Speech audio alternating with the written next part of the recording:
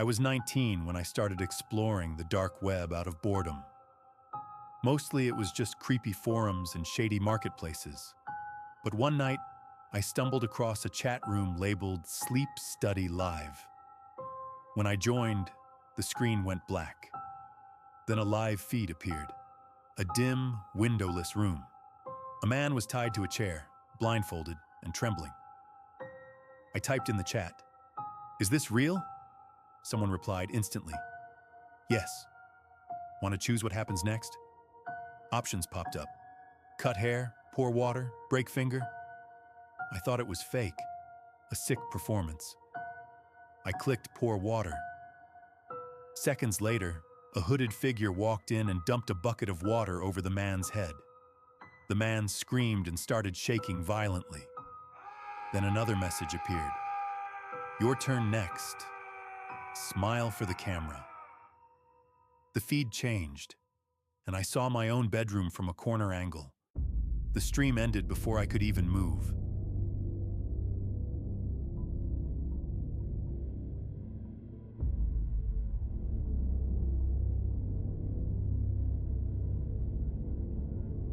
My roommate had a habit of buying weird stuff from the dark web. Old medical tools, strange books, mystery boxes. One day, a small wooden crate showed up with no return address. He was thrilled. Inside, a single VHS tape with the words, "Watch me," scrawled in red marker. We didn't even own a VCR, so he borrowed one from a pawn shop. The footage was shaky, filmed in night vision. It showed a person sleeping in their bed, filmed from inches away. Halfway through, the camera panned up, and I recognized the room. It was our apartment. The last shot was of our front door, from the inside. We moved out that night.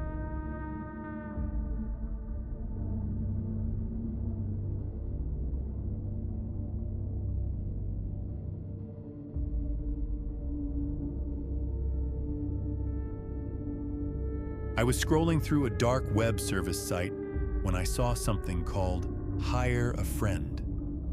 The description said they'd watch over you for 24 hours for a small fee. It sounded ridiculous, but I was curious. I paid $50. They emailed me. "We're watching." I laughed until 3 a.m. when I woke up to a knock on my bedroom door. I froze. Another knock. Louder.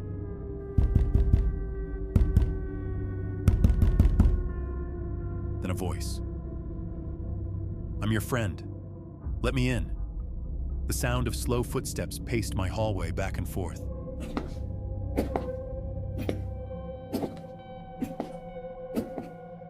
But I live alone.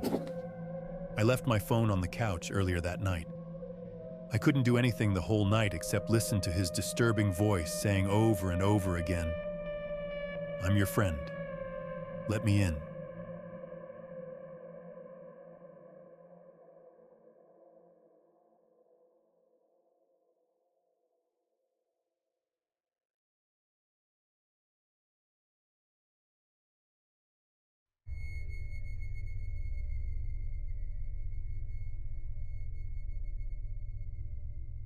I'd been on the dark web for about a month when I stumbled on a page with nothing but a black background and a single red button labeled Connect.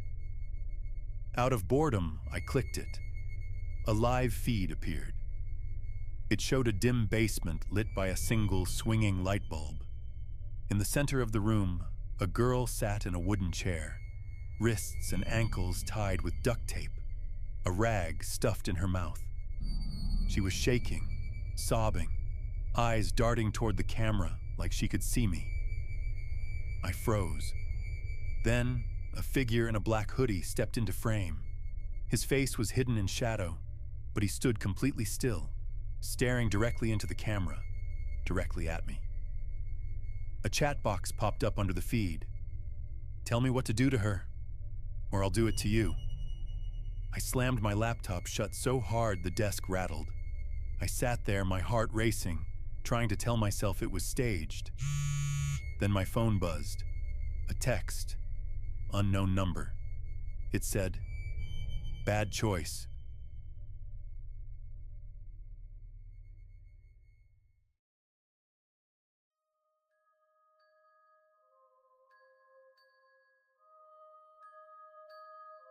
Back in 2014, I'd seen mystery box videos online, so I decided to order one from a dark web vendor.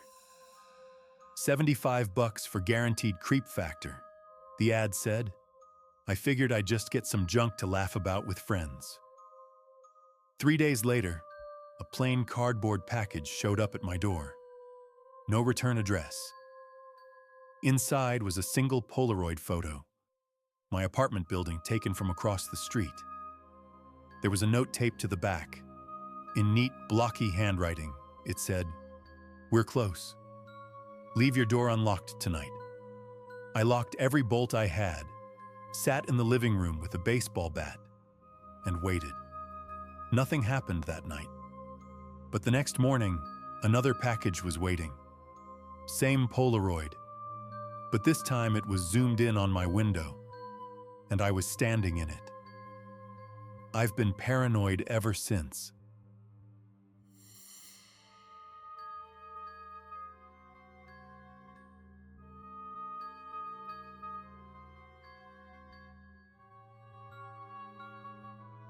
I was just aimlessly browsing when I saw a post titled, "Your face fits perfectly." The thumbnail looked like a blurry security cam still, so I clicked it. It was a picture of me sitting in a coffee shop earlier that day, reading on my laptop. I hadn't posted it anywhere. The caption read, "Auction starts at midnight.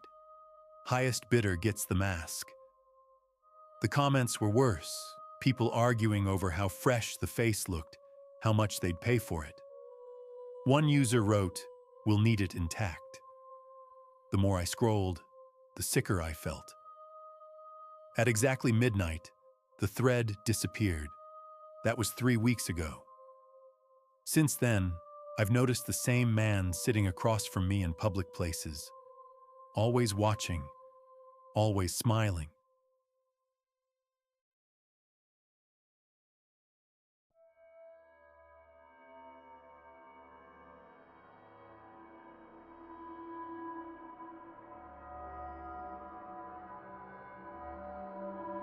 There was a game called Knock Twice.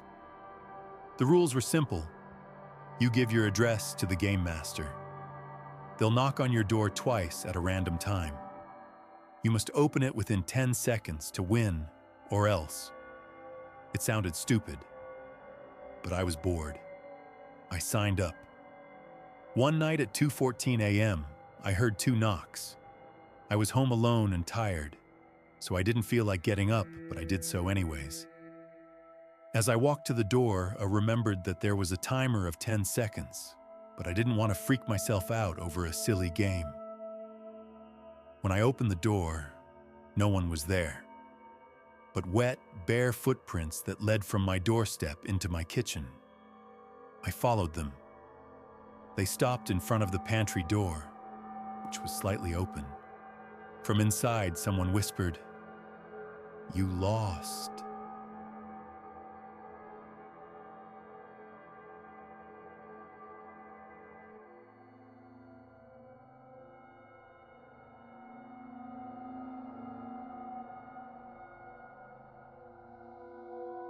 This was in South Dakota around 2018 Halloween.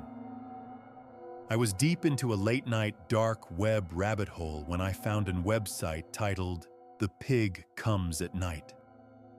The listing photo was grainy, a tall man in stained overalls, wearing a cracked, stained pig mask, standing motionless in the middle of someone's living room.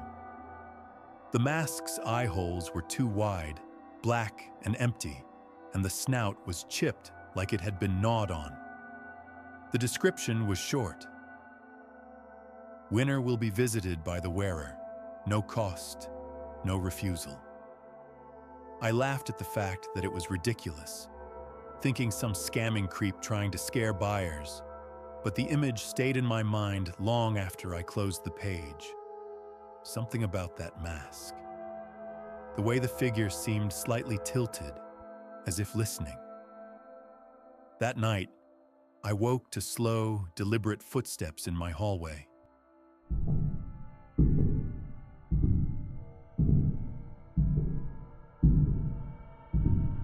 My bedroom door was cracked open just enough to see the dark outline of a man standing there. His head twitched, side to side, like he was sniffing the air. He made quiet, disturbing pig noises as he twitched. The pig mask caught the faint glow from my phone screen on the nightstand, revealing deep cracks and something wet glistening in the nostrils. In his left hand, a fishing hook. He didn't move. He just breathed. Slow, wet breaths that filled the silence. I was too afraid to move. All I could think was, how did he get in, and what was he about to do next? But after a painfully long 5 minutes, he finally left. Police showed up to find no one there, except a message made from the glass shards from my back door window saying, "Piggy will be back."